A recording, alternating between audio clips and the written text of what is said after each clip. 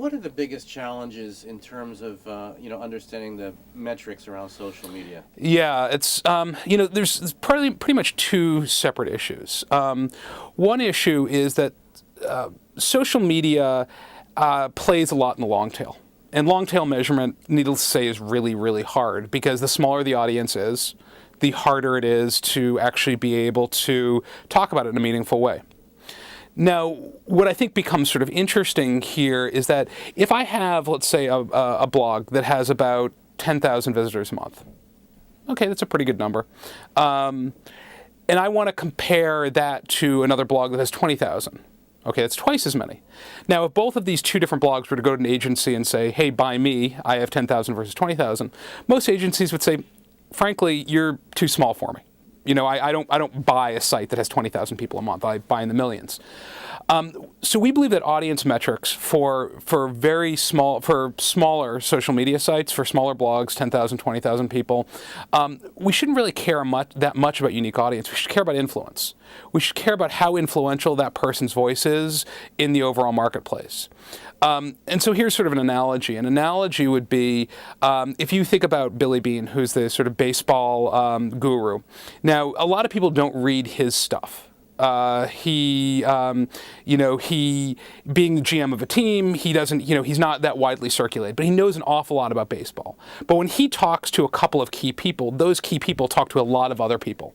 And that's the same way that we think about social media, that we think that within social media you have this core of influencers, that we can quantify those influencers through our BuzzMetrics data set, and we could talk about how those people are influencing other people's behavior. So we think that that's really the core element for social media measurement. So that's problem one. Problem two is how do we measure it? How do we measure the mentions in social media and turn it into sort of a general media context? So we talk a lot, we're using BuzzMetrics data, about how much buzz there is. What percentage of the blogosphere is talking about the iPhone, right? And that's fine.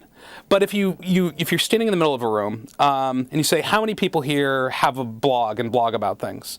You get a handful of people, maybe less than 10% of the population. Then you say, how many of those people read blogs? Everybody will raise their hand.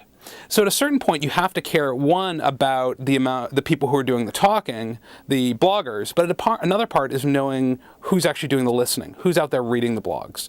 And so what we do is matching up our BuzzMetrics data to our panel data, we can say, okay, this is the population that is out there reading about the iPhone. And this is sort of the penetration of iPhone in the blogosphere reading, and allows us to sort of translate those types of numbers into numbers that are similar to an advertising campaign.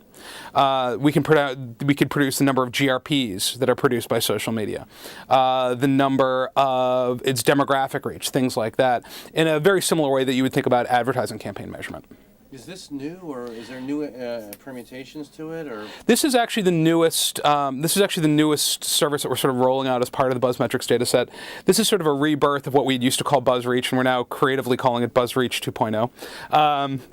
But what the goal here is really to take this concept of audience measurement on one side and social media measurement on the other side, and sort of put them together in a fundamental way that we can talk about them and package them in a way that traditional marketers and traditional agencies can think about this data in a way that it can work with their media mix models, it can work with their general ad buying and selling models.